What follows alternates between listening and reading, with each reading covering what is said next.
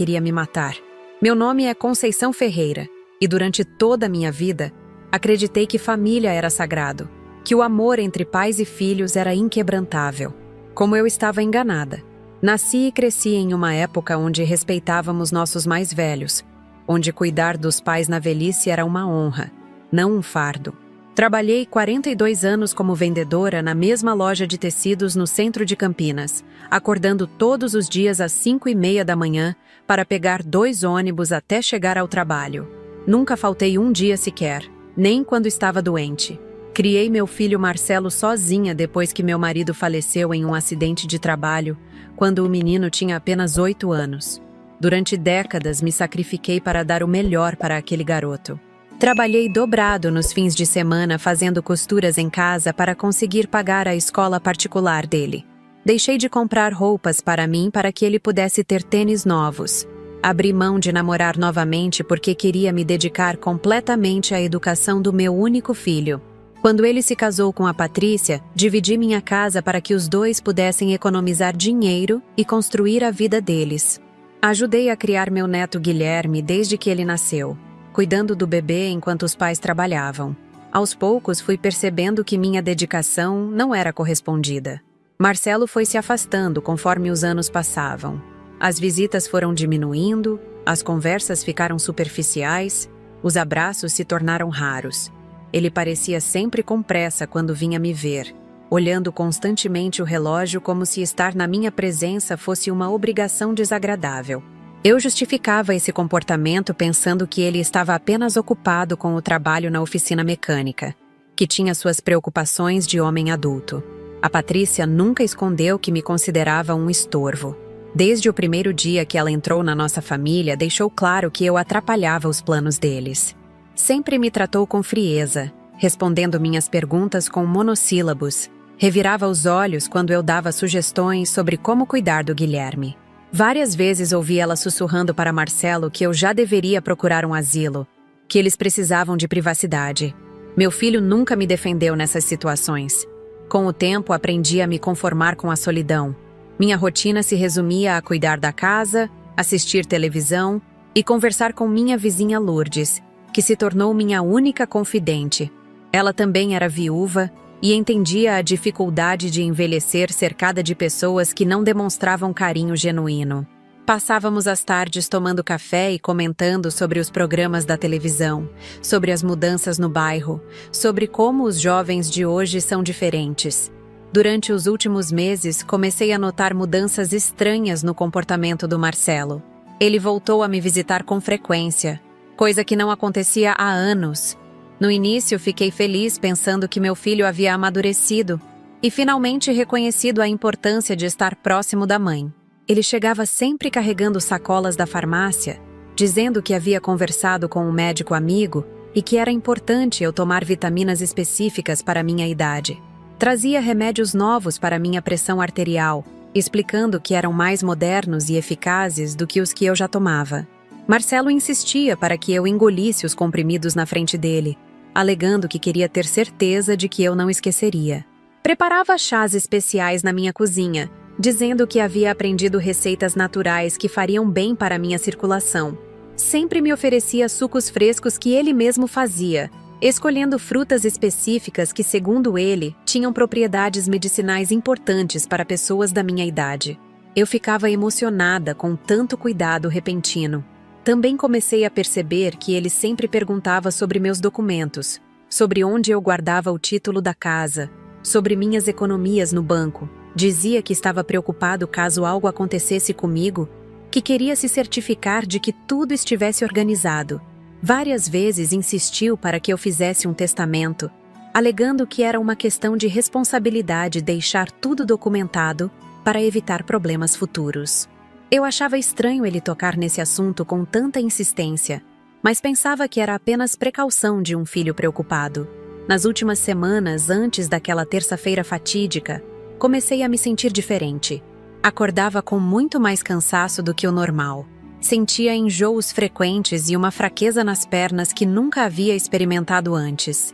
Minha pressão arterial estava descontrolada apesar dos novos remédios que Marcelo trazia. Fui ao médico 2 vezes e ele não conseguiu identificar a causa desses sintomas. Disse que poderia ser apenas o avanço da idade. Recomendou alguns exames que não mostraram nada específico. Lourdes comentava que eu estava com uma aparência muito pálida e que parecia ter emagrecido bastante em pouco tempo. Ela insistia para que eu procurasse outro médico. Dizia que algo não estava certo com minha saúde. Eu mesma sentia que meu corpo estava reagindo de forma estranha, mas confiava nos cuidados que Marcelo estava tendo comigo. Pensava que os remédios novos ainda estavam fazendo efeito no meu organismo. Durante esse período, meu neto Guilherme também começou a me visitar mais vezes. O garoto de 16 anos sempre foi carinhoso comigo, mas percebi que ele estava diferente nas últimas visitas. Parecia nervoso, evitava olhar diretamente nos meus olhos quando conversávamos. Várias vezes o flagrei sussurrando no telefone, e quando eu me aproximava ele desligava rapidamente. Pensei que fosse assuntos de adolescente, namoradas ou problemas na escola. Guilherme começou a me fazer perguntas estranhas sobre minha saúde, sobre como eu me sentia, se eu tinha medo da morte. Quando questionei por que ele estava falando sobre esses assuntos pesados, ele mudava rapidamente de conversa. Uma vez o ouvi perguntando para o pai se pessoas idosas sentiam dor quando morriam. Marcelo respondeu alguma coisa baixinho que não conseguia escutar completamente. Naquela manhã de terça-feira, Guilherme veio tomar café comigo, como havia se tornado costume nas últimas semanas. Conversamos sobre os estudos dele, sobre seus planos para o futuro. Ele parecia mais ansioso que o normal, mexia constantemente nas mãos e olhava o celular a cada poucos minutos. Quando se levantou para ir embora, esqueceu o aparelho na mesa da cozinha. Só percebi depois que ele já havia saído. Algumas horas depois, precisei ligar para marcar uma consulta de rotina com meu cardiologista Dr. Antônio Ribeiro. Meu telefone fixo estava apresentando problemas na linha e não conseguia completar as chamadas. Lembrei do celular do Guilherme e decidi usá-lo rapidamente para fazer a ligação. Era um gesto simples, inocente, que qualquer avó faria sem pensar duas vezes. Quando peguei o aparelho e a tela se iluminou, uma notificação apareceu bem na frente dos meus olhos. Era uma mensagem que gelou meu sangue e mudou minha vida para sempre. As palavras que li naquele momento destruíram tudo o que eu acreditava sobre família, sobre amor, sobre confiança. Uma frase que revelava um plano diabólico que estava sendo executado bem debaixo do meu nariz, envolvendo as duas pessoas que eu mais amava no mundo. O que descobri naquele celular foi tão chocante que precisei me sentar imediatamente. Minhas mãos começaram a tremer descontroladamente e senti meu coração acelerar de uma forma que nunca havia experimentado. A realidade que se revelou diante de mim foi muito pior do que qualquer pesadelo que eu poderia ter imaginado. Era uma traição tão profunda que questionei tudo o que vivi até aquele momento. Aquela descoberta marcou o início da história mais terrível da minha vida. Uma revelação que mostraria até onde pode chegar a crueldade humana quando ganância e maldade se misturam. O que vi naquele celular me ensinou que nem sempre conhecemos realmente as pessoas que vivem ao nosso lado, mesmo quando essas pessoas são nosso próprio sangue. Estão preparados para conhecer todos os detalhes dessa descoberta devastadora? Conseguem imaginar o que uma avó sente ao descobrir que sua própria família planejava sua morte? De onde vocês estão assistindo este vídeo? Se ainda não são inscritos no canal Vovó Lembrou, se inscrevam agora porque essa história está apenas começando e vocês não vão acreditar no que ainda está por vir. A partir de agora, vou contar exatamente o que aconteceu naquele dia que mudou minha vida para sempre. Peguei o celular do Guilherme com a naturalidade de uma avó que sempre teve liberdade para usar os pertences da família quando necessário.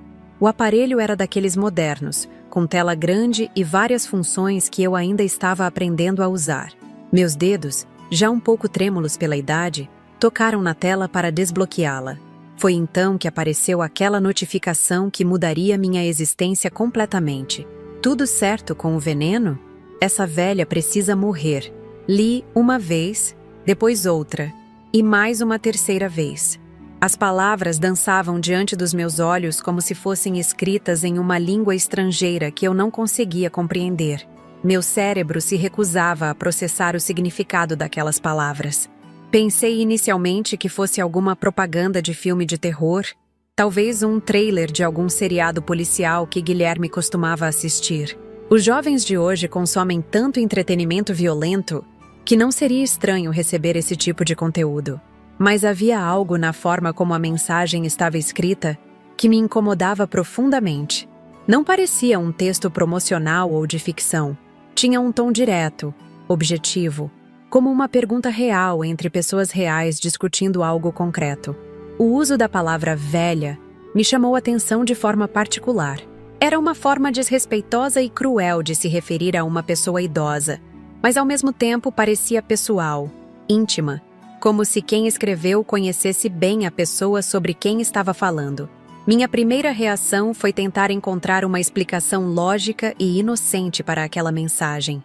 Talvez fosse um jogo online, onde os participantes interpretavam personagens em cenários dramáticos. Sabia que Guilherme gostava de jogos no computador e no celular, alguns deles envolvendo estratégias complexas e histórias elaboradas. Poderia ser que ele estivesse participando de alguma dessas atividades, e a mensagem fizesse parte de um roteiro fictício. Outra possibilidade que me ocorreu foi que alguém tivesse enviado aquilo por engano, confundindo o número do meu neto com outra pessoa. Erros desse tipo acontecem frequentemente com a tecnologia moderna. Pessoas digitam contatos errados ou selecionam nomes incorretos na lista telefônica. Seria uma coincidência terrível e perturbadora, mas explicaria por que uma mensagem tão sinistra chegou ao celular de um adolescente. Também cogitei que pudesse ser uma pegadinha de mau gosto de algum colega de escola do Guilherme. Adolescentes às vezes fazem brincadeiras cruéis uns com os outros, especialmente usando tecnologia para assustar ou chocar. Talvez algum conhecido dele tivesse decidido enviar mensagens assustadoras como forma de diversão doentia. Embora fosse uma explicação desagradável, ainda era menos aterrorizante do que considerar outras alternativas. Contudo, por mais que eu tentasse encontrar justificativas racionais, algo no meu coração começava a sussurrar que aquela mensagem tinha um significado mais sombrio. Uma intuição maternal antiga, desenvolvida ao longo de décadas cuidando da família, me alertava que eu estava diante de algo perigoso. Era como se meu instinto estivesse gritando para que eu prestasse atenção, para que não ignorasse aquele aviso. Decidi verificar de onde a mensagem havia chegado. Com dedos trêmulos, toquei no nome do remetente para ver os detalhes do contato. O que apareceu na tela fez meu mundo desabar completamente. O nome registrado era simplesmente Pai. Meu neto havia salvo o contato do próprio pai com essa denominação carinhosa e familiar. Isso significava que a mensagem não vinha de um estranho. Não era um erro. Não era uma pegadinha de adolescentes. A mensagem havia sido enviada pelo meu próprio filho, Marcelo. O choque foi tão intenso que precisei me apoiar na bancada da cozinha para não cair. Senti como se o chão tivesse se aberto debaixo dos meus pés. Como se toda a realidade que eu conhecia tivesse se despedaçado em milhões de fragmentos. Meu filho, o homem que eu havia criado com tanto amor e dedicação, estava enviando mensagens sobre veneno e morte para seu próprio filho, meu neto. Durante vários minutos fiquei parada naquela cozinha, segurando o celular com mãos que tremiam descontroladamente. Tentava processar a informação, encontrar uma explicação alternativa, descobrir alguma forma de interpretar aquelas palavras que não fosse absolutamente devastadora. Mas por mais que minha mente se esforçasse, não conseguia fugir da conclusão óbvia e aterrorizante. Meu filho estava planejando me envenenar. A palavra velha na mensagem se referia a mim.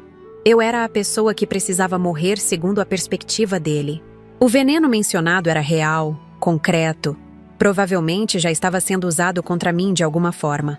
E o mais chocante de tudo, ele estava envolvendo meu neto nesse plano diabólico, corrompendo um adolescente inocente para que participasse de um assassinato.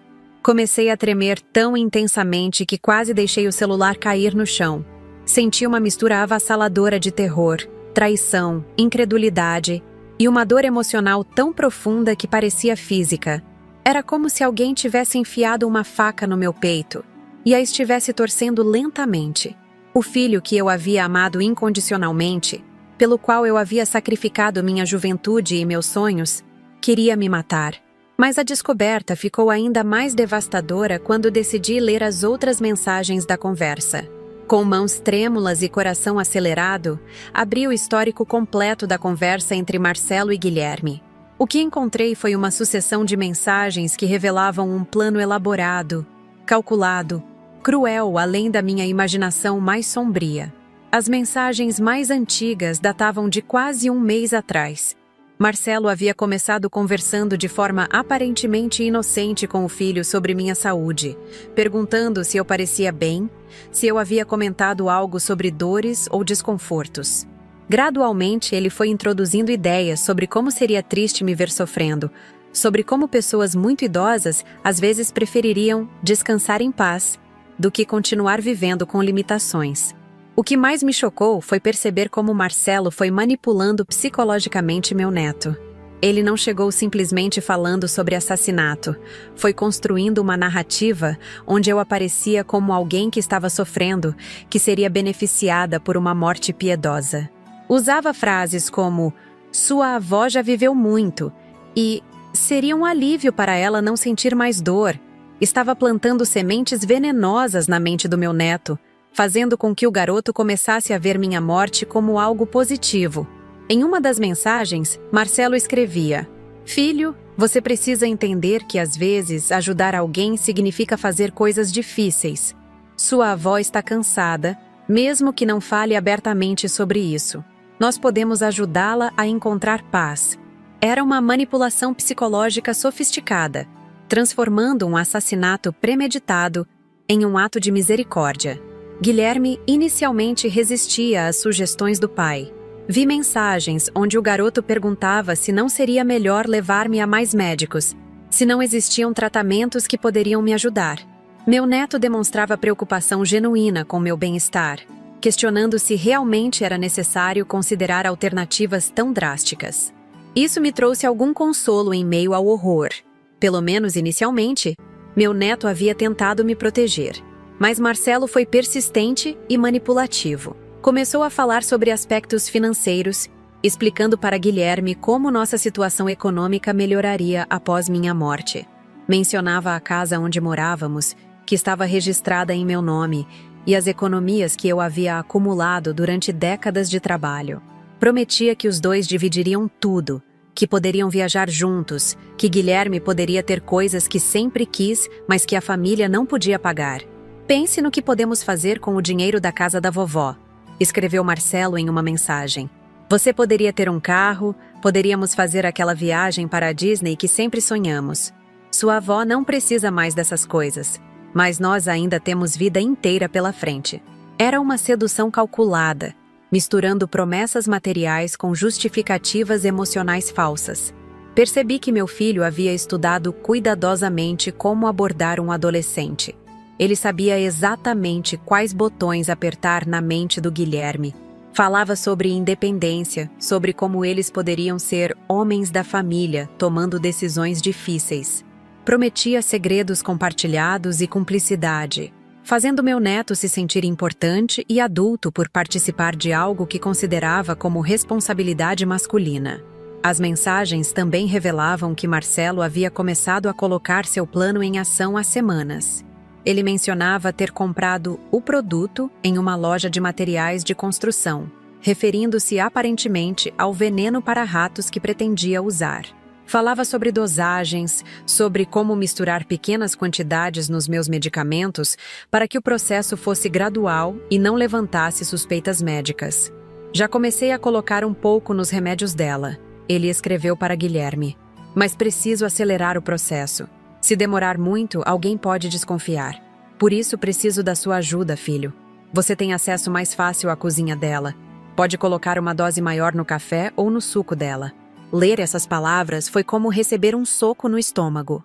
Entendi imediatamente por que havia estado me sentindo tão mal nas últimas semanas. Os enjoos, a fraqueza, a aparência pálida que Lourdes havia notado, tudo fazia sentido agora. Meu próprio filho estava me envenenando lentamente, transformando meus momentos de cuidado em tentativas de assassinato. Lembrei de todas as vezes que ele havia insistido para eu tomar remédios novos na presença dele. Recordei dos chás especiais que ele preparava, dos sucos frescos que oferecia com tanto carinho aparente. Cada gesto que eu havia interpretado como amor filial era, na verdade, uma tentativa de me matar. Cada comprimido que eu engolia agradecida era uma dose a mais de veneno em meu organismo. O nível de premeditação era assustador. Marcelo havia pesquisado sobre venenos, sobre sintomas, sobre como fazer com que uma morte parecesse natural. Em uma das mensagens para Guilherme, ele explicava que veneno para ratos em pequenas doses causava sintomas similares aos de problemas cardíacos comuns em pessoas idosas. "Ninguém vai desconfiar", escreveu ele. "Vão pensar que foi o coração dela, que é normal na idade dela."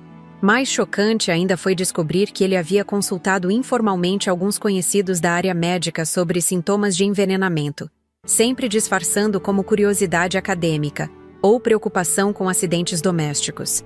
Meu filho havia se preparado meticulosamente para me assassinar, estudando cada detalhe para garantir que não seria descoberto.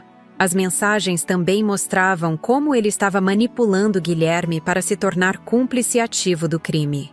Inicialmente, meu neto seria apenas uma testemunha passiva, alguém que não questionaria a morte súbita da avó. Mas conforme o plano evoluía, Marcelo começou a pressionar o garoto para participar ativamente, aplicando doses maiores de veneno para acelerar o processo. "Filho, preciso que você entenda a importância do que estamos fazendo", ele escreveu.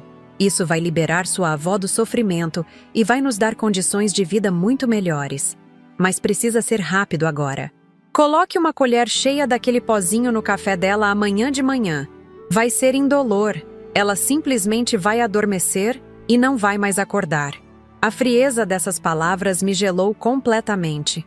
Meu filho estava instruindo meu neto sobre como me assassinar com a mesma naturalidade com que ensinaria a trocar um pneu furado. Não havia hesitação, remorso ou reconhecimento da gravidade do que estavam planejando. Era pura ganância disfarçada de misericórdia, pura maldade mascarada como cuidado familiar. Guilherme, nas mensagens mais recentes, mostrava sinais de que estava cedendo à pressão psicológica do pai. Vi respostas where ele perguntava detalhes práticos sobre como executar o plano, demonstrando que havia cruzado a linha da resistência moral para a cumplicidade ativa. Meu neto, que eu havia ajudado a criar com tanto amor, estava sendo transformado em meu algoz. A última mensagem da conversa, enviada na manhã daquele dia terrível, era Marcelo perguntando se estava tudo certo com o veneno e reafirmando que essa velha precisa morrer. Era a confirmação final de que o plano estava em sua fase decisiva, de que eles estavam prontos para me assassinar nos próximos dias. Fiquei paralisada naquela cozinha, segurando o celular e tentando absorver a magnitude da traição que havia descoberto. Não era apenas a descoberta de que alguém queria me matar. Era a revelação de que as duas pessoas que eu mais amava no mundo haviam se unido contra mim, que meu próprio sangue havia se tornado o meu maior inimigo. Depois de ler todas aquelas mensagens horríveis, me sentei na cadeira da cozinha e comecei a chorar como nunca havia chorado antes. Não eram lágrimas comuns de tristeza, mas um pranto desesperado que vinha do fundo da minha alma. Era como se tudo o que eu havia construído durante quase 70 anos de vida tivesse desmoronado em questão de minutos. A dor era tão intensa que cheguei a pensar que meu coração poderia parar ali mesmo. Enquanto as lágrimas escorriam pelo meu rosto, minha mente começou a trabalhar de forma acelerada, conectando pontos que antes pareciam desconexos. Agora eu entendia perfeitamente por que Marcelo havia mudado tanto o comportamento nas últimas semanas. Toda aquela atenção repentina, todos aqueles cuidados exagerados, não passavam de uma encenação macabra para disfarçar seus verdadeiros objetivos. Recordei-me da conversa que tivemos há cerca de 3 semanas, quando ele apareceu em casa com uma expressão séria e disse que precisava conversar comigo sobre assuntos importantes. Na época, pensei que finalmente ele havia amadurecido e reconhecido a importância de se aproximar da família. Ele se sentou exatamente onde eu estava agora e começou a falar sobre responsabilidades, sobre como era difícil ver uma mãe envelhecendo sozinha. "Mãe, eu fico preocupado vendo a senhora aqui sozinha", ele havia dito naquela tarde. "Se alguma coisa acontecer, Como vamos saber? A senhora poderia passar mal e ficar horas sem socorro. Na época, suas palavras me tocaram profundamente. Pensei que finalmente meu filho estava demonstrando o carinho que eu sempre esperei dele. Como eu era ingênua. Agora percebia que ele estava plantando sementes de preocupação para justificar suas visitas frequentes. Lembrei também de quando ele começou a questionar sobre meus hábitos alimentares e rotinas médicas. A senhora tem tomado os remédios certinho? O médico disse alguma coisa sobre a dosagem? Essas perguntas, que me pareciam cuidado filial, eram na verdade parte de um reconhecimento para saber como ele poderia interferir em minha medicação sem que eu percebesse. Uma memória particularmente dolorosa me veio à mente. Há 2 semanas, Marcelo trouxe uma caixa de chocolates importados, daqueles caros que eu raramente comprava para mim mesma. Disse que havia visto na vitrine de uma loja e lembrado de como eu gostava de doces. Fiquei tão emocionada que até tirei uma foto para mostrar para Lourdes o quanto meu filho era atencioso. Agora me perguntava se aqueles chocolates também estavam contaminados com veneno. A lembrança que mais me machucava era de uma tarde quando flagrei Marcelo mexendo na minha caixa de medicamentos. Quando perguntei o que ele estava fazendo, ele respondeu com naturalidade que estava apenas organizando os comprimidos por horário para facilitar minha rotina. Mãe, a senhora às vezes confunde os horários.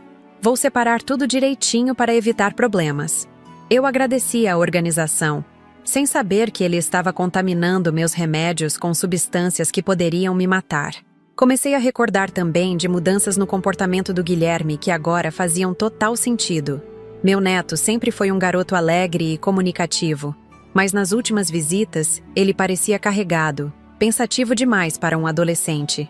Várias vezes o encontrei olhando para mim com uma expressão estranha, como se estivesse avaliando alguma coisa que eu não conseguia compreender. Uma tarde, há cerca de 10 dias, Guilherme me fez uma pergunta que na época me deixou confusa. Vovó, a senhora já pensou sobre o que acontece depois que a gente morre? Respondi que sim, que às vezes refletia sobre essas questões existenciais, mas que não tinha medo da morte quando ela chegasse naturalmente. Ele ficou em silêncio por um tempo, e depois murmurou algo como: "É melhor quando não sentimos dor." Agora eu entendia que aquela conversa não era curiosidade filosófica de adolescente.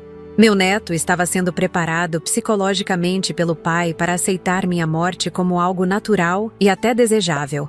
Marcelo estava envenenando não apenas meu corpo com substâncias tóxicas, mas também a mente do meu neto com ideias distorcidas sobre vida e morte. Outras memórias começaram a surgir como peças de um quebra-cabeças sinistro. Lembrei de uma manhã quando acordei me sentindo particularmente mal, com náuseas intensas e uma fraqueza extrema. Marcelo estava na cozinha preparando café quando desci. Ele me ajudou a sentar e disse: "Mãe, a senhora não está com uma aparência boa. Vou preparar um chá especial que vai fazer bem."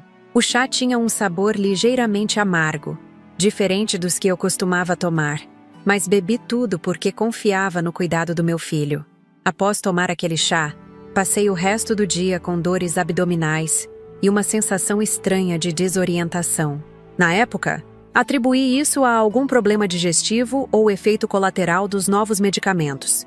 Nunca imaginei que meu próprio filho havia preparado aquela bebida com a intenção específica de me fazer mal. Também recordei de uma visita ao Dr. Antônio Ribeiro há 2 semanas, quando ele ficou preocupado com alguns resultados de exames.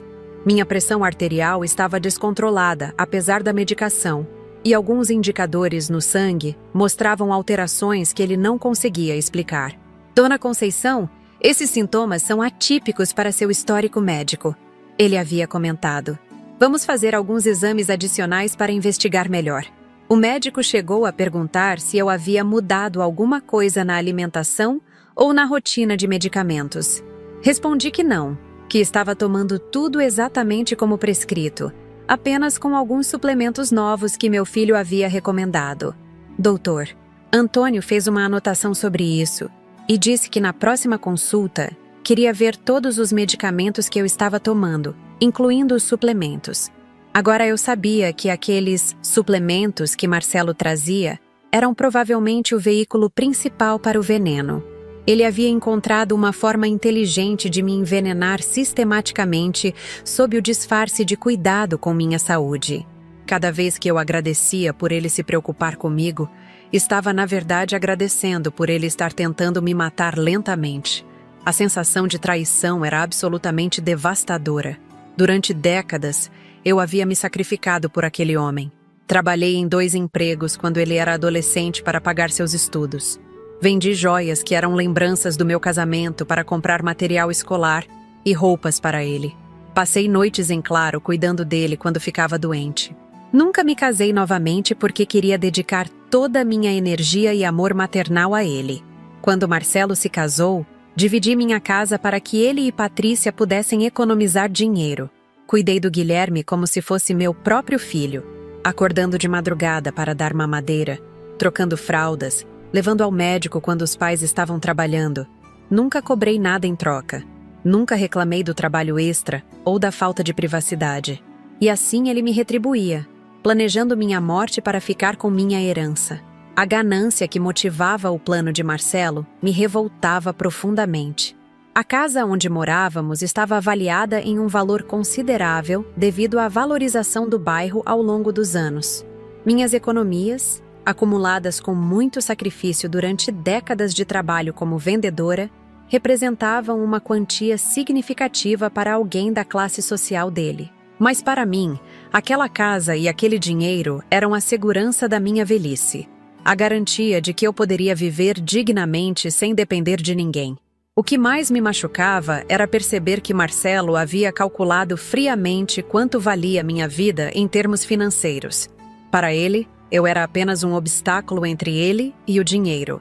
Minha experiência de vida, minhas memórias, meus sentimentos, meus sonhos ainda não realizados, tudo isso não tinha valor algum comparado aos bens materiais que eu possuía.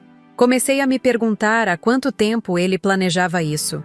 As conversas sobre testamento que ele vinha puxando nos últimos meses ganhavam agora um significado sombrio.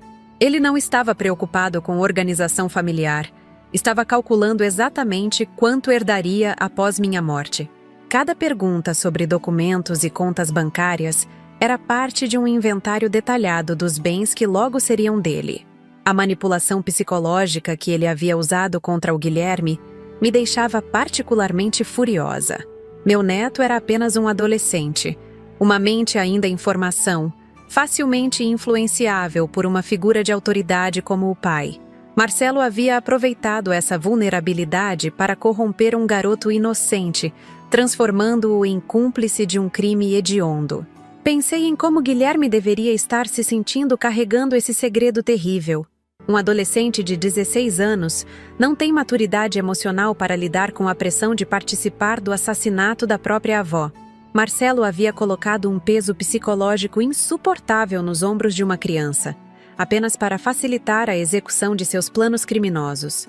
Também refleti sobre como Patrícia se encaixava nessa situação. Será que ela sabia do plano? Será que havia participado das discussões sobre como me eliminar? Ou Marcelo estava agindo sozinho, mantendo a esposa no escuro sobre suas intenções homicidas? De qualquer forma, eu sabia que ela ficaria feliz com minha morte, independentemente de saber ou não sobre o método escolhido. Lembrei de várias ocasiões em que flagrei Patrícia sussurrando coisas para Marcelo quando pensavam que eu não estava prestando atenção. Frases como, "Quando isso vai acabar?" e "Não aguento mais essa situação" ganhavam agora um significado potencialmente sinistro.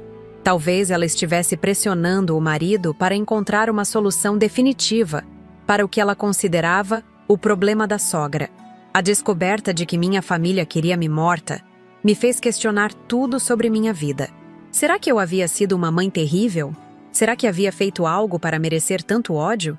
Revisei mentalmente décadas de relacionamento com Marcelo, procurando momentos em que eu pudesse ter falhado como mãe, situações em que minha presença pudesse ter causado problemas reais para ele.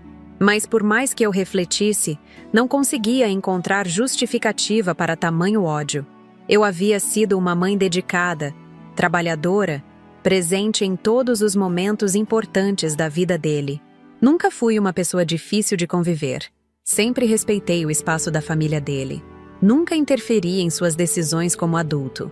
Minha única culpa era ter envelhecido e possuir bens que eles cobiçavam. A realidade cruel era que eu havia me tornado um estorvo na visão da minha própria família. Para eles, eu era uma velha inconveniente que ocupava espaço e recursos que poderiam ser melhor utilizados por pessoas mais jovens. Minha existência havia se tornado um obstáculo aos planos de vida deles, e a solução mais prática era simplesmente me eliminar. Essa percepção me encheu de uma revolta que eu nunca havia sentido antes.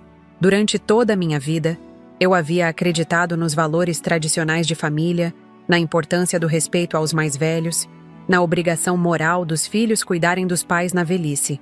Descobrir que meu próprio filho havia rejeitado completamente esses princípios me fez questionar toda a estrutura moral na qual eu havia baseado minha existência. Enquanto essas reflexões dolorosas passavam pela minha mente, comecei a perceber que precisava tomar uma decisão sobre o que fazer com aquela descoberta terrível. Eu tinha em mãos evidências claras de que estavam tentando me assassinar. Não poderia simplesmente fingir que não sabia de nada e aguardar passivamente que eles completassem seu plano diabólico.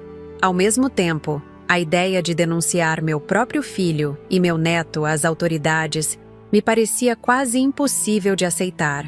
Como uma mãe poderia entregar seu filho para a polícia? Como uma avó poderia destruir a vida de seu neto expondo sua participação em uma conspiração de assassinato? Mesmo sabendo que eles queriam me matar, meu instinto maternal ainda me fazia hesitar em tomar medidas que poderiam prejudicá-los. Mas então lembrei de uma frase que minha própria mãe costumava dizer quando eu era criança: "Quem planta vento, colhe tempestade." Marcelo e Guilherme haviam escolhido plantar sementes de traição e assassinato. Agora teriam que enfrentar as consequências de suas escolhas. Eu não poderia permitir que eles me matassem simplesmente para evitar causar problemas para a família. Depois de tomar a decisão de que não me deixaria assassinar passivamente, comecei a analisar sistematicamente tudo o que havia acontecido nos últimos meses. Era como se eu estivesse montando um quebra-cabeças macabro, onde cada peça revelava mais um aspecto do plano que estava sendo executado contra mim. Quanto mais eu pensava, mais detalhes sinistros emergiam das minhas lembranças. A primeira coisa que me chamou a atenção foi a mudança radical no padrão de visitas do Marcelo. Durante anos, ele aparecia em casa talvez uma vez por mês. Sempre com pressa, sempre com desculpas para não ficar muito tempo. De repente, há cerca de 2 meses, ele começou a aparecer 2, às vezes 3 vezes por semana. Na época, atribuí isso a uma mudança positiva de comportamento, pensando que ele finalmente havia reconhecido a importância de manter contato próximo com a mãe. Mas agora eu percebia que essas visitas tinham um propósito muito específico. Ele não vinha para conversar comigo ou passar tempo de qualidade juntos. Chegava sempre direto na cozinha, mexia nos armários onde eu guardava os medicamentos, preparava bebidas que eu não havia pedido e insistia para que eu consumisse tudo na presença dele. Era um comportamento controlador disfarçado de cuidado. Lembrei de uma tarde específica, há cerca de 6 semanas, quando Marcelo apareceu em casa carregando várias sacolas da farmácia. "Mãe, conversei com um amigo que é técnico em farmácia e ele me recomendou alguns suplementos que vão fazer muito bem para a senhora." Ele havia dito com um sorriso que na época me pareceu carinhoso. Agora eu percebia que aquele sorriso era falso, calculado, parte de uma performance cuidadosamente ensaiada. Ele havia espalhado os frascos sobre a mesa da cozinha como se fosse um representante médico fazendo uma apresentação. "Esse aqui é para fortalecer os ossos. Esse é para melhorar a circulação. Esse outro vai ajudar com a digestão." Para cada frasco, ele tinha uma explicação detalhada sobre os benefícios que eu supostamente obteria. O que me impressionou na época foi como ele parecia ter pesquisado tanto sobre suplementos para idosos. Agora eu entendia que ele realmente havia pesquisado muito, mas não sobre suplementos. Ele havia estudado sobre venenos, sobre como disfarçá-los, sobre dosagens que causariam sintomas graduais sem levantar suspeitas imediatas. Aqueles frascos não continham vitaminas ou minerais benéficos. Continham substâncias tóxicas cuidadosamente dosadas para me matar lentamente. Outro padrão que comecei a identificar foi como Marcelo sempre insistia para ficar na cozinha durante suas visitas. Antes, quando vinha me ver esporadicamente, ele se acomodava na sala, assistia televisão comigo ou folheava revistas. Mas nas últimas semanas, ele sempre arranjava desculpas para ir até a cozinha. Vou preparar um lanche para nós. Ou, deixe que eu faça o café hoje. Ou, que tal um suco natural, mãe? Ele havia se tornado muito prestativo em relação à minha alimentação, sempre oferecendo para cozinhar algo especial ou preparar bebidas que, segundo ele, fariam bem para minha saúde. Na época, pensei que ele estivesse tentando compensar anos de distanciamento sendo extra-atencioso. Jamais imaginei que cada gesto aparentemente carinhoso era uma oportunidade para introduzir mais veneno em meu organismo. Uma memória particularmente perturbadora me veio à mente. Há 3 semanas, eu estava me sentindo especialmente fraca e com náuseas constantes. Comentei com Marcelo que talvez devesse ir ao pronto-socorro, porque estava passando mal há vários dias. Ele imediatamente se opôs à ideia, dizendo que hospitais eram lugares perigosos para pessoas idosas, que eu poderia pegar infecções graves lá. Mãe, o que a senhora tem são sintomas normais do envelhecimento, ele havia insistido. Não precisa se preocupar com cada mal-estar pequeno. O importante é continuar tomando os medicamentos direitinho e manter uma alimentação saudável. Ele até se ofereceu para ficar comigo por alguns dias para monitorar meus sintomas e garantir que eu estava tomando todos os remédios corretamente. Na época, fiquei tocada pela preocupação dele. Pensei que finalmente tinha um filho que se importava verdadeiramente com o meu bem-estar. Agora percebia que ele estava desesperado para me manter longe de médicos que poderiam detectar sinais de envenenamento em exames de sangue. Ele precisava que eu continuasse em casa, isolada, onde ele poderia continuar administrando doses controladas de veneno sem interferência médica. Comecei também a recordar de mudanças sutis no comportamento de outras pessoas ao meu redor. Lourdes, minha vizinha e melhor amiga, havia comentado várias vezes nas últimas semanas que eu estava com uma aparência muito diferente. Conceição, você está mais magra e pálida. Tem certeza de que está se alimentando bem? Ela perguntava com preocupação genuína. Eu sempre respondia que estava comendo normalmente, que talvez fosse apenas o calor ou algum remédio novo que estava me deixando com menos apetite. Mas Lourdes insistia que havia algo errado. Você está com olheiras fundas e a pele amarelada. Isso não é normal, minha filha.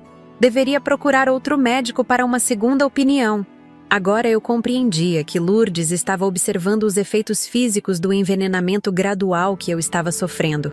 Meu corpo estava reagindo às substâncias tóxicas que Marcelo vinha introduzindo sistematicamente em minha alimentação e medicação.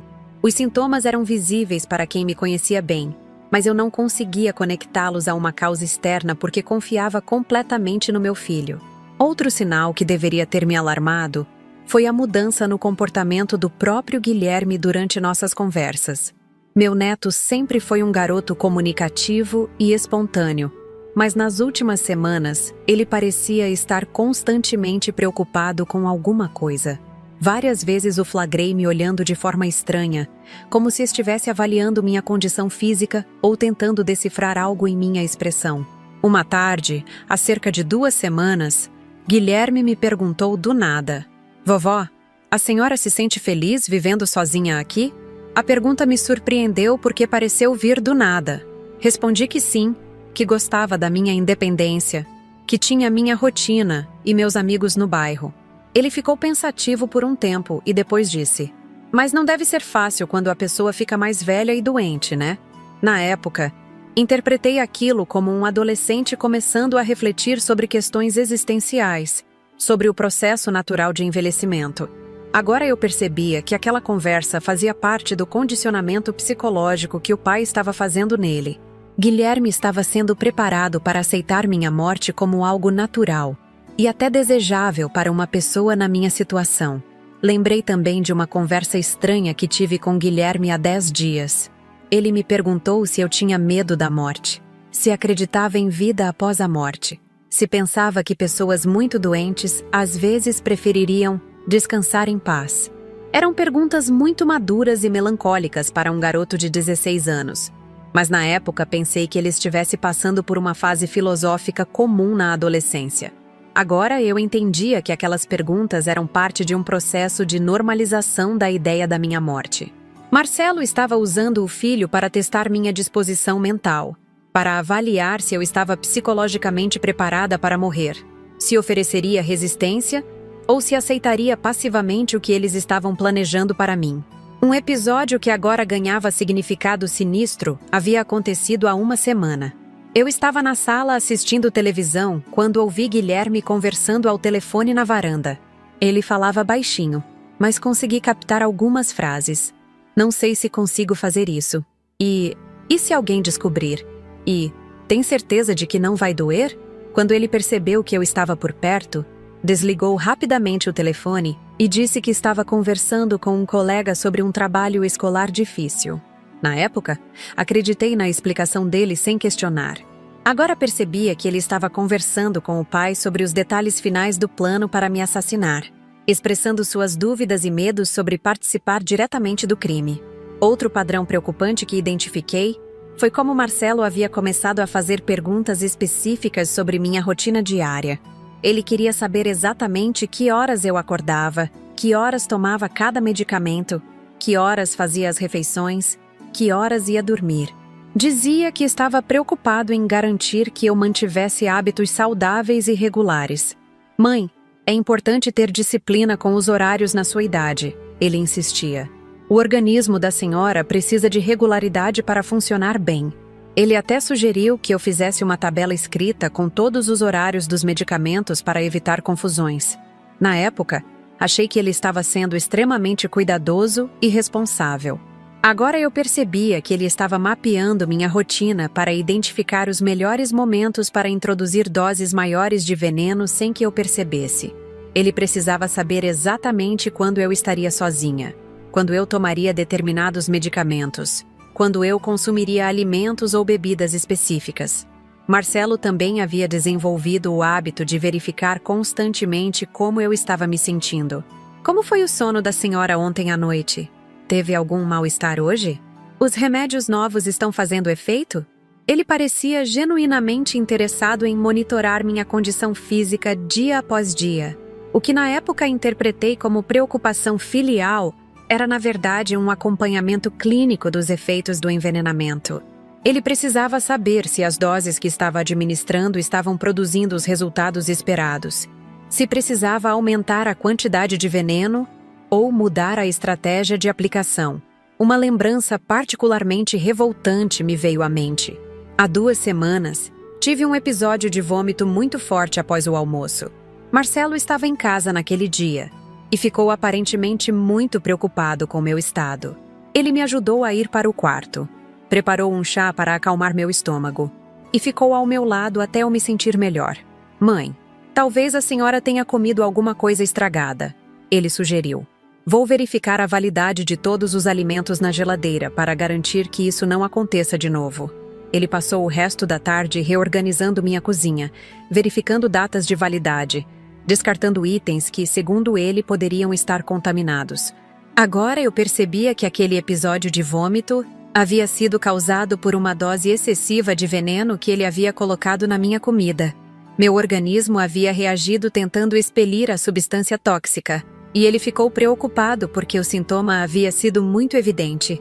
Por isso, ele passou a tarde inteira na cozinha, provavelmente ajustando as dosagens e mudando o método de administração para evitar reações tão óbvias no futuro. Também comecei a me lembrar de como ele havia se interessado repentinamente pelos meus documentos pessoais e situação financeira. Há 1 mês, ele apareceu em casa dizendo que estava preocupado com a organização dos meus papéis importantes. Mãe, a senhora precisa deixar tudo documentado caso algo aconteça. Ele insistia. Onde estão os documentos da casa? E os extratos bancários? Tem seguro de vida? Ele passou uma tarde inteira vasculhando meus arquivos pessoais, fazendo cópias de documentos, anotando informações sobre contas bancárias e investimentos. Dizia que queria garantir que tudo estivesse organizado para facilitar qualquer procedimento burocrático que pudesse ser necessário no futuro. Na época, me senti grata por ter um filho tão responsável e previsor. Agora eu entendia que aquilo foi um inventário detalhado dos bens que ele herdaria após minha morte. Ele precisava saber exatamente quanto valia minha herança, onde estavam localizados todos os documentos importantes, quais procedimentos seriam necessários para transferir a propriedade dos bens para o nome dele. A frieza com que ele havia calculado o valor da minha vida me deixava nauseada. Para Marcelo, eu não era uma mãe que o havia criado com amor e sacrifício.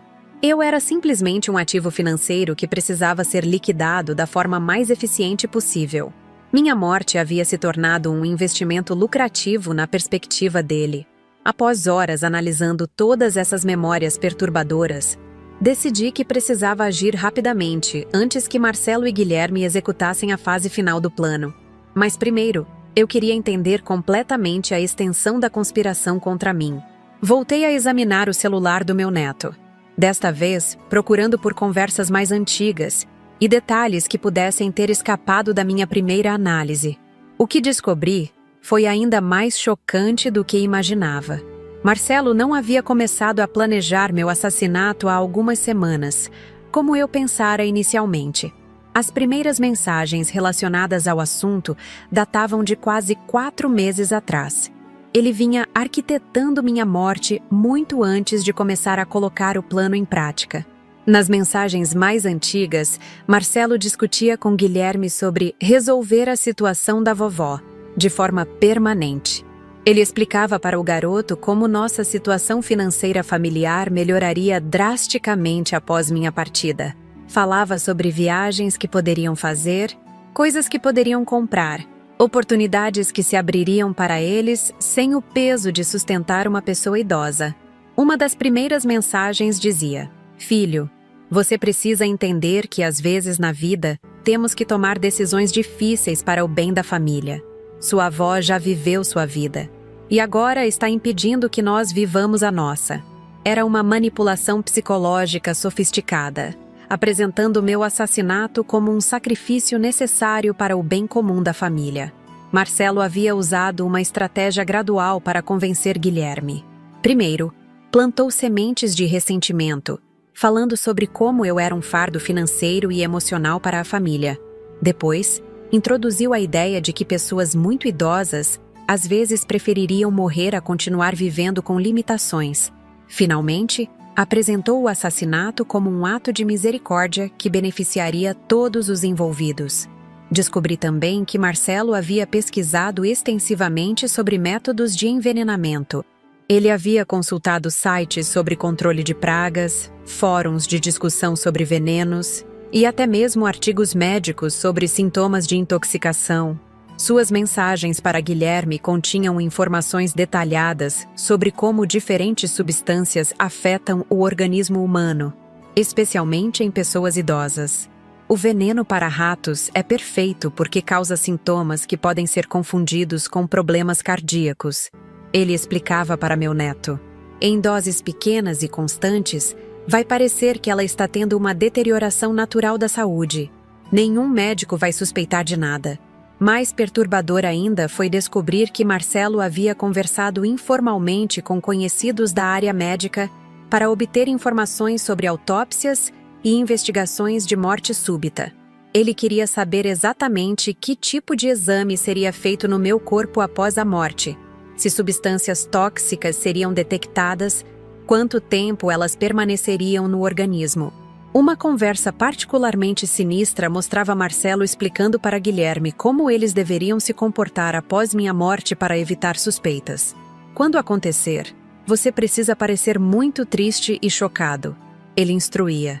"Chore bastante. Fale sobre como você amava a vovó. Diga que foi muito repentino. Não pode parecer que estávamos esperando isso." Ele havia planejado cada detalhe da encenação que fariam após meu assassinato. Guilherme deveria contar para todos como eu havia estado me sentindo mal nas últimas semanas, como ele e o pai estavam preocupados com minha saúde, como tentaram me convencer a procurar ajuda médica, mas eu recusei.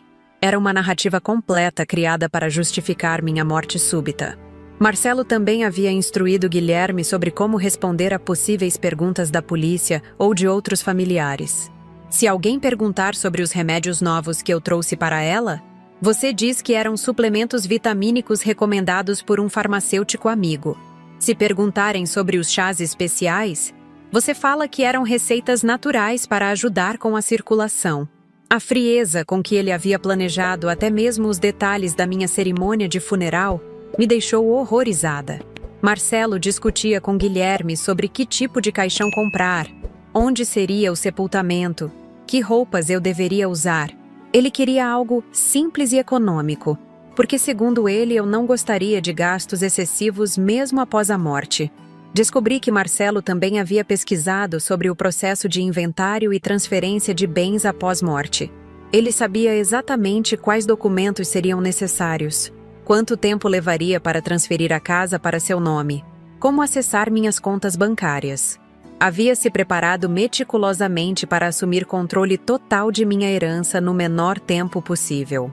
Uma série de mensagens mostrava Marcelo calculando quanto dinheiro eles teriam disponível após vender minha casa e liquidar meus investimentos.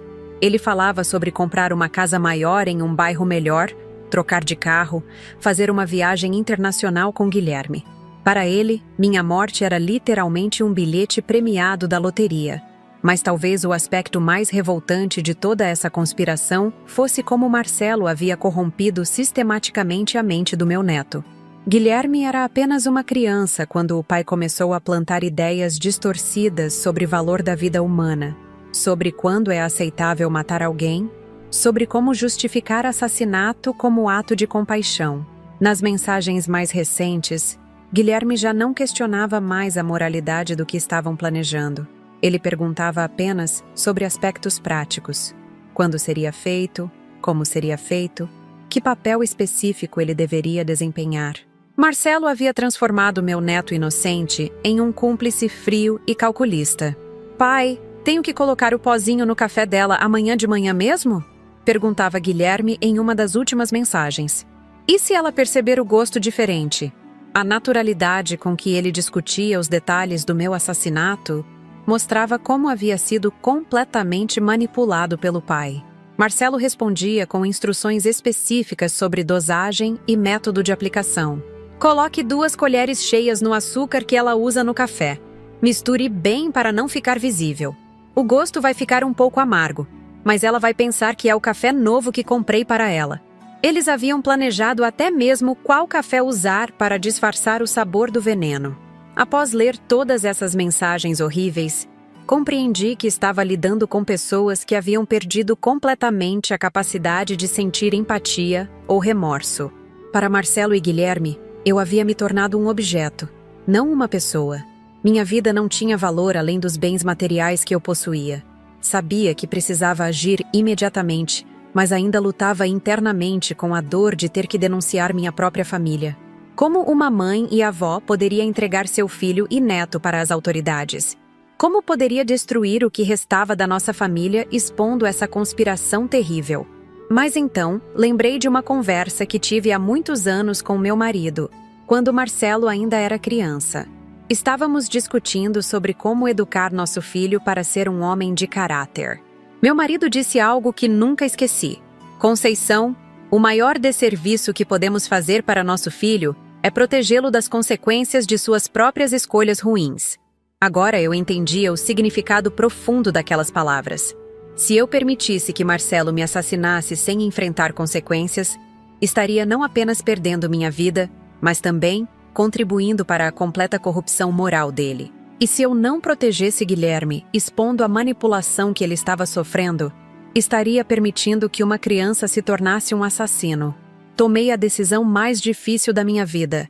Iria denunciar tudo para as autoridades competentes.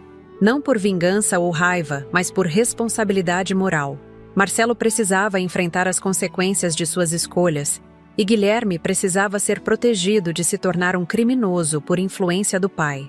Primeiro, fotografei todas as mensagens do celular usando uma câmera antiga que eu tinha em casa. Queria ter evidências físicas de toda a conspiração antes de devolver o aparelho para Guilherme. Depois, organizei todos os frascos de suplementos que Marcelo havia trazido para casa, guardando-os como evidência do envenenamento gradual. Liguei para minha vizinha Lourdes e pedi para ela vir até minha casa urgentemente. Quando ela chegou e eu contei toda a história, ela ficou tão chocada quanto eu. Conceição, isso é muito sério. Você precisa ir à delegacia imediatamente. Ela insistiu. E também precisa ir ao hospital para fazer exames e ver se tem algum veneno no seu organismo. Lourdes me acompanhou até a delegacia naquela mesma tarde. O delegado Marcos Pinheiro, que atendeu nosso caso, ficou inicialmente cético sobre minha denúncia. Casos de tentativa de assassinato envolvendo famílias sempre são complexos e sensíveis. Mas quando mostrei as fotografias das mensagens e expliquei todos os detalhes da conspiração, ele começou a levar a situação muito a sério. Dona Conceição, se o que a senhora está relatando for verdade, estamos falando de tentativa de homicídio qualificado, ele explicou. Vamos precisar fazer uma investigação completa, incluindo análise dos medicamentos que seu filho trouxe e exames toxicológicos na senhora. Os exames médicos confirmaram o que eu já suspeitava. Havia traços de arsênico e outras substâncias tóxicas em meu sangue. Dr. Antônio Ribeiro, meu cardiologista, ficou horrorizado ao descobrir que os sintomas estranhos que eu vinha apresentando nas últimas semanas eram causados por envenenamento crônico. Dona Conceição, se a senhora não tivesse descoberto isso agora, provavelmente não sobreviveria mais algumas semanas, ele me disse com lágrimas nos olhos. A polícia montou uma operação para prender Marcelo e apreender todas as evidências da conspiração. Quando os agentes chegaram à casa dele, encontraram frascos de veneno para ratos escondidos no fundo de um armário, além de anotações manuscritas sobre dosagens e métodos de aplicação. Guilherme estava presente no momento da prisão e entrou em choque ao perceber que o plano havia sido descoberto. O momento mais doloroso de toda essa experiência foi ver meu neto sendo levado para depor na delegacia. Apesar de tudo o que ele havia planejado fazer comigo, eu ainda sentia compaixão por aquele garoto que havia sido manipulado pelo pai. Guilherme chorou muito durante o depoimento, admitindo sua participação na conspiração, mas explicando como havia sido pressionado e enganado pelo pai. Marcelo, por outro lado, não demonstrou nenhum arrependimento quando foi confrontado com as evidências. Ele tentou justificar suas ações, alegando que estava apenas tentando aliviar o sofrimento de uma mãe idosa e doente. Mesmo diante da possibilidade de décadas na prisão, ele continuava convencido de que havia tomado a decisão correta.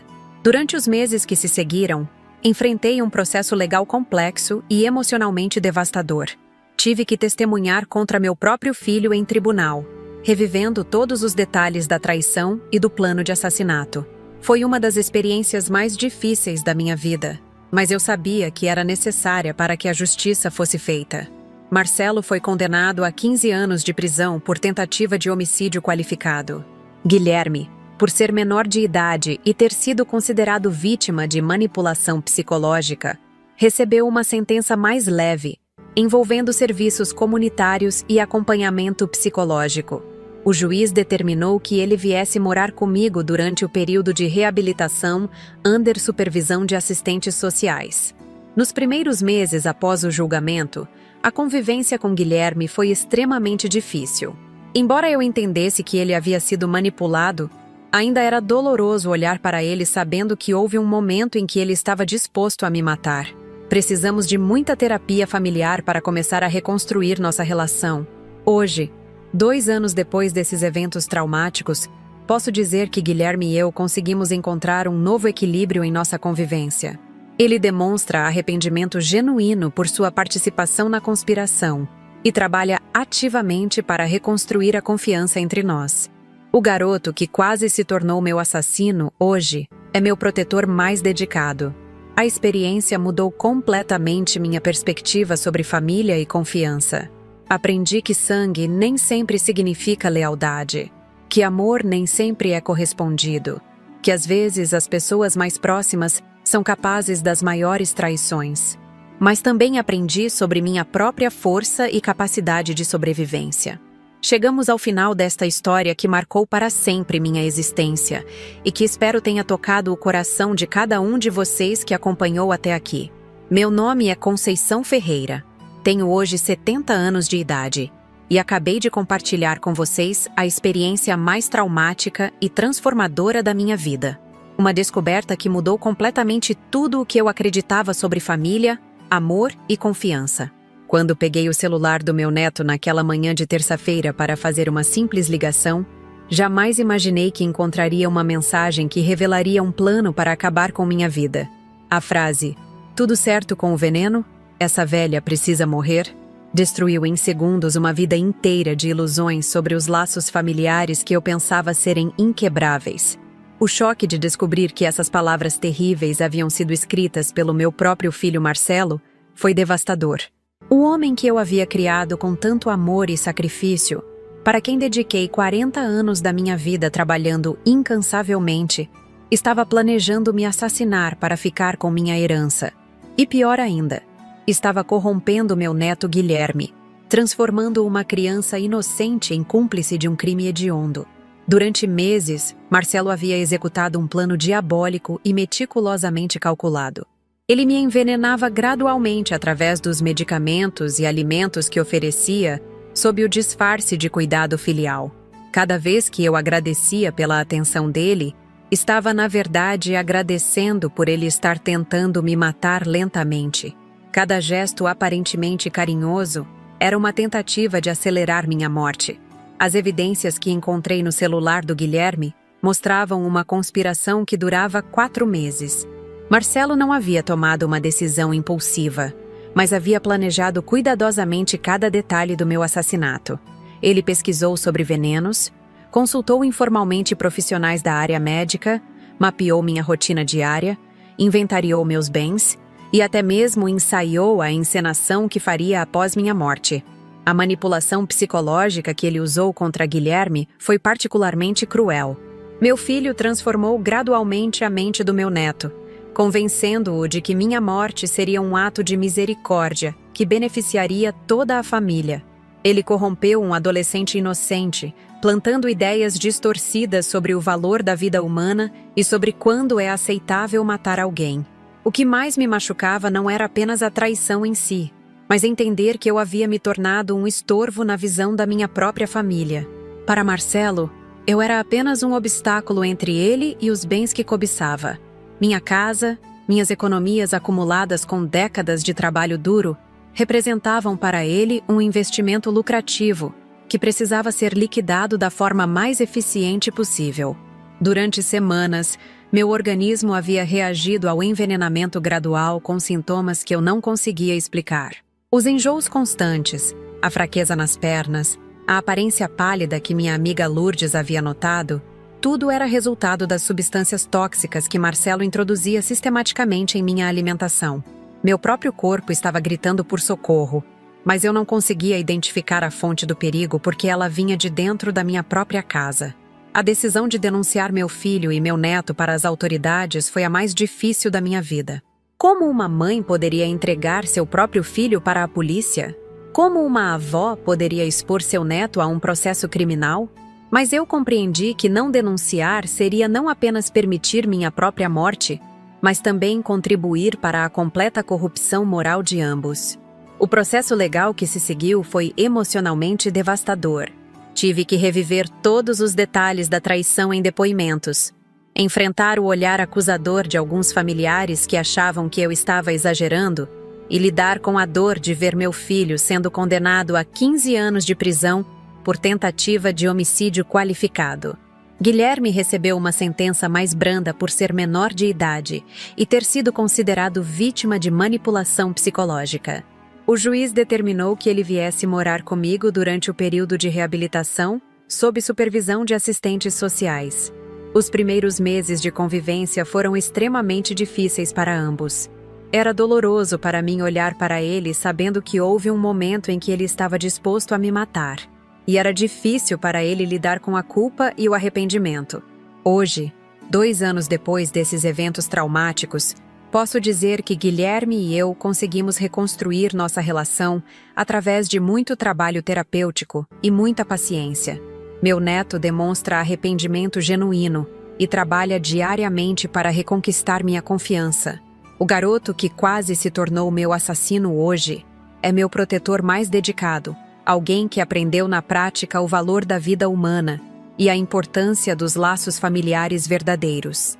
A experiência me ensinou lições dolorosas, mas importantes sobre a natureza humana. Aprendi que nem sempre podemos confiar nas pessoas que mais amamos, que sangue nem sempre significa lealdade, que às vezes aqueles que deveriam nos proteger são os que mais podem nos prejudicar. Descobri que é possível amar alguém incondicionalmente e mesmo assim ser traída de forma devastadora por essa pessoa. Mas também descobri minha própria força e capacidade de sobrevivência. Aos 68 anos, consegui enfrentar uma situação que poderia ter me destruído completamente. Tive coragem de denunciar minha própria família quando isso se tornou necessário para proteger minha vida. Encontrei forças para recomeçar, mesmo depois de ter meu mundo emocional completamente despedaçado. Esta experiência também me mostrou a importância de estar atenta aos sinais de perigo, mesmo quando eles vêm de fontes aparentemente confiáveis. Durante meses, meu corpo reagia ao envenenamento com sintomas claros, mas eu não conseguia conectar esses sintomas a uma causa externa, porque confiava cegamente no meu filho. Aprendi que devemos sempre questionar situações que parecem estranhas, mesmo quando envolvem pessoas próximas. A história que compartilhei com vocês não é apenas minha, mas representa uma realidade que infelizmente afeta muitas pessoas idosas em nosso país. O abuso contra pessoas da terceira idade, seja físico, psicológico ou financeiro, é mais comum do que imaginamos. Muitas vezes, os agressores são membros da própria família que veem os idosos como fardos ou oportunidades financeiras. Quero que minha experiência sirva de alerta para outras pessoas que possam estar passando por situações similares. Se vocês notarem mudanças estranhas em seu estado de saúde, comportamentos suspeitos de familiares ou qualquer situação que pareça anormal, não hesitem em procurar ajuda. Confiem em seus instintos, consultem médicos, conversem com amigos confiáveis e, se necessário, procurem as autoridades competentes. Também quero enfatizar a importância de mantermos relacionamentos externos à família nuclear. Minha amiga Lourdes foi fundamental para me ajudar a perceber que algo estava errado e para me dar coragem de tomar as medidas necessárias. Ter pessoas confiáveis fora do círculo familiar pode ser crucial em situações de crise como a que vivi. Para os mais jovens que estão assistindo este vídeo, minha história serve como um lembrete sobre a importância de respeitar e valorizar os idosos.